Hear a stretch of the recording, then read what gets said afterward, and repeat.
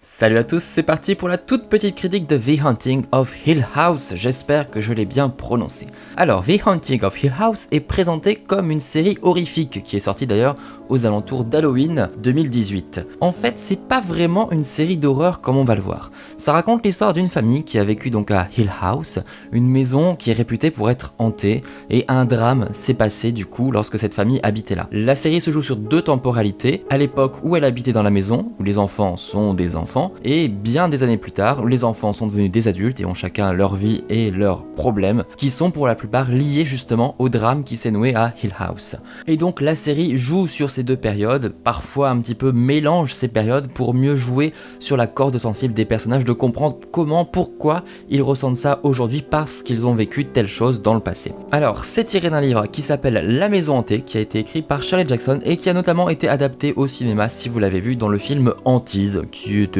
un bon petit film d'horreur sympathique mais pas extrêmement novateur. Là, l'histoire a été remaniée quand même assez drastiquement et le lien entre les personnages est très différent par rapport au roman, mais on retrouve un petit peu la mythologie, si on peut dire, autour de Hill House. Comme je le disais, c'est plus une série d'angoisse, vraiment psychologique, c'est pas de l'horreur comme on l'entend un petit peu au terme classique, il n'y a pas de gore vraiment, il n'y a pas de jumpscare, donc on va pas sursauter, même s'il y a des petites scènes qui sont un petit peu effrayantes, c'est plus vraiment sur l'ambiance, sur l'atmosphère que ça joue, et surtout ça va aborder des thèmes sérieux en fait, dont on n'est pas forcément coutumier dans les films d'horreur. Ça parle beaucoup de famille, ça parle d'addiction, ça parle de dépression, ça parle de parentalité, ça parle de couple, donc au final c'est plus l'aventure d'une famille dans une maison horrible qu'une véritable série sur l'horreur. Chaque personnage représente en fait une phase du deuil, c'est extrêmement intéressant, le jeu d'acteur est incroyable, que ce soit pour les adultes ou même pour les enfants qui jouent vraiment hyper bien.